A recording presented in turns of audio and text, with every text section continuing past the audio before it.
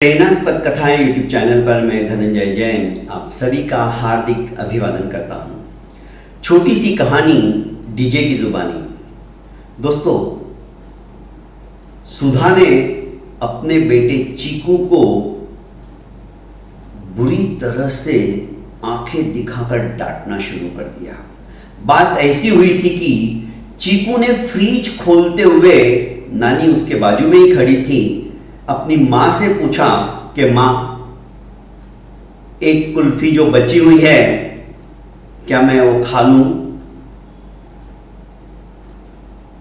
सुधा ने कहा कि बेटा, ये नानी की कुल्फी है, तुमने खा ली ना, इतनी कुल्फियां क्यों खा रहे हो तुम? पर वाक्य खत्म होते होते ही नानी ने अपने लाडले चीकू को, बेटी के लड़के को, कुल्फी पकड़ा दी थी। क्या मां आप भी? अभी तो इसने कुल्फी खाई थी, एक कुल्फी बची थी और मैं भी कॉलेज रोड पे जाके मटका कुल्फी जो सबको पसंद है वो लेके आई थी, और आप है कि वो भी चीकू को दे दी। अरे सुधा, तू नहीं जानती, डॉक्टर ने ठंडा खाने से बहुत मना किया है, क्योंकि घुटनों में इतना ज्यादा पेन रहने लगा है, तो खाने देना चीकू को। वैसी भी मेरी इच्छा नहीं थी, अपने दर्द की वजह से।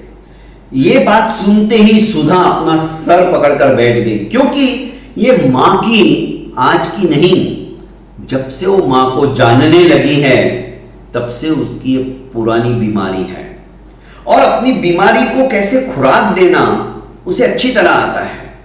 इतनी सफाई से झूठ बोल देती है, पर अब घर वालों को सबको पता था कि मां, किसी के मन में कुछ आया और किसी को कोई चीज अच्छी लगी तो मां आसानी से कन्नी काटकर अपनी चीज भी उसे दे देती थी, कोई ना कोई बहाना।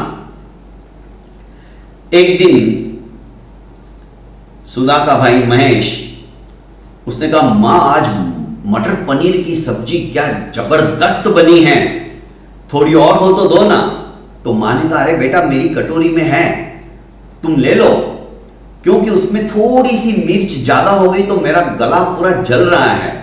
वैसे भी मैं सोच रही थी कि कोई ना कोई ये सब्जी ले ले तो अच्छा हो गया। अच्छा हुआ तुम्हें अच्छी लगी। और इस तरह से मां ने उस समय भी झूठ बोला।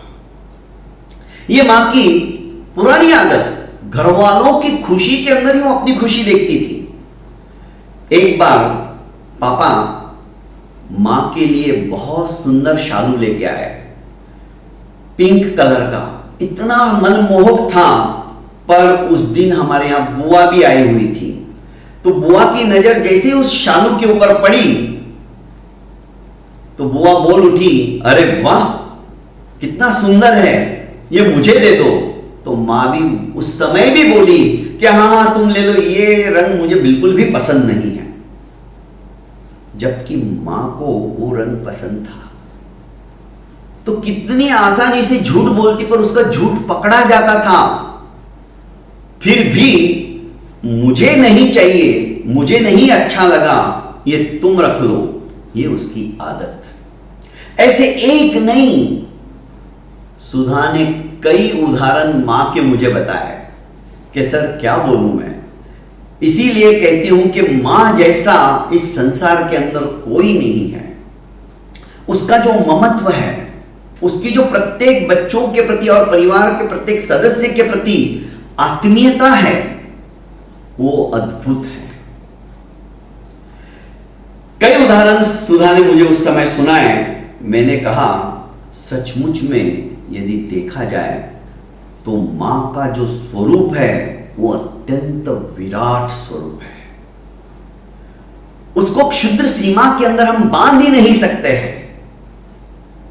मां का व्यक्तित्व और मां का अस्तित्व ही है जो आज हमें इस दुनिया के अंदर अपना वजूद बताने के लिए काफी है। सचमुच में दोस्तों, मां का हृदय नवनीत की तरह होता है, अर्थात मक्खन की तरह होता है।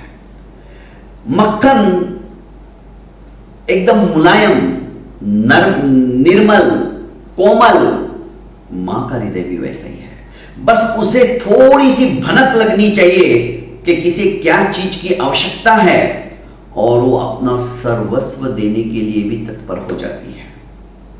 ये सिर्फ और सिर्फ मां ही कर सकती है। बहुत बहुत धन्यवाद दोस्तों। कहने का आशय है, ऐसी मां को कभी भी तिरस्कृत मत कीजिए, कभी भी उसका उपहास मत कीजिए यदि वो पढ़ी लिखी नहीं है तो, पर वो हमारे जैसे पढ़े लिखों को भी बहुत कुछ सिखा देती है। उस मां की छाया, उस मां का आशीर्वाद पाने के लिए दोस्तों हमेशा जैसे ही उसे देखते हो सवेरे, नतमस्तक होते हुए उसके चरणों में अपना उत्तमांग रख दीजिए। देखो ढेर सारी आपको दुआएं और आशीर्वाद मिल जाएंगे, जिससे कि आपके जीवन की गाड़ी सुचारू रूप से पटरी के ऊपर दौड़ती हुई सफलता के सर्वोच्च शिखर पर पहुंच जाएगी। बहुत बहुत धन्यवाद दोस्तों। प्रेरणास्पद कथा यूट्यूब चैनल को आपने अभी तक लाइक एवं सब्सक्राइब नहीं किया है तो कर लीजिए और ज्यादा से ज्यादा अपनों को शेयर कीजिए।